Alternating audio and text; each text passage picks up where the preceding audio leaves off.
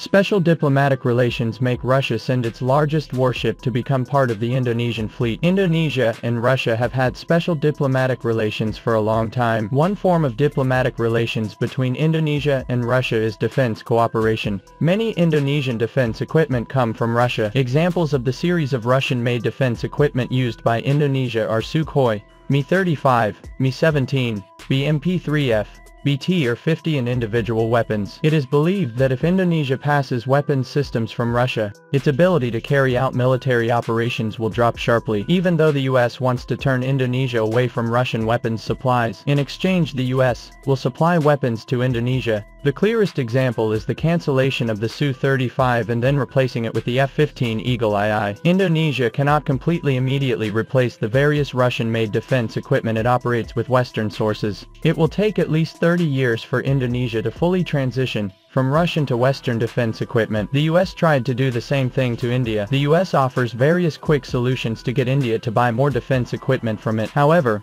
India refused because there were so many Russian-made defense equipment operated by its country. If it were suddenly disarmed, it would be dangerous for the Indian military's ability to ward off foreign attacks. While Russia remains India's main arms supplier, accounting for 36% of India's arms imports, this is the first 5-year period since 1960-64 when shipments from Russia has historically been India's main arms supplier, accounting for 36% of India's arms imports. However, this trend is changing, with India increasingly diversifying its sources to include Western countries and domestic producers, explained the Economic Times. As is known, currently the West wants to replace Russia's entire percentage in the Indian arms market, at least collectively. Currently 46% of India's defense equipment is supplied by Western countries. The purchase of the Rafale M is the latest where India is starting to gradually leave Russia. France and the United States emerged as the main suppliers to India, collectively accounting for 46% of India's arms imports. This trend is expected to continue with significant contracts being planned,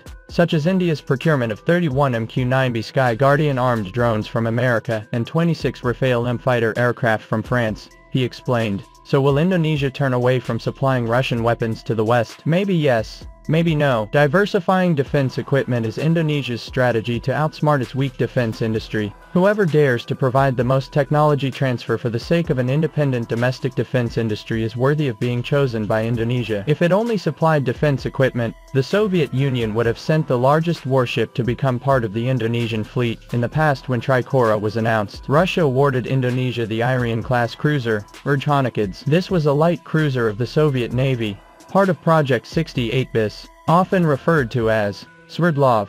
From 1963 to 1972, she served in the Indonesian Navy. Being the Irian, this cruiser is widely accepted as one of the largest ship that has ever been part of the Indonesian naval fleet, explained Bulgarian military on March 16, 2024. But after the old order fell, the Russian-made defense equipment used by Indonesia also fell.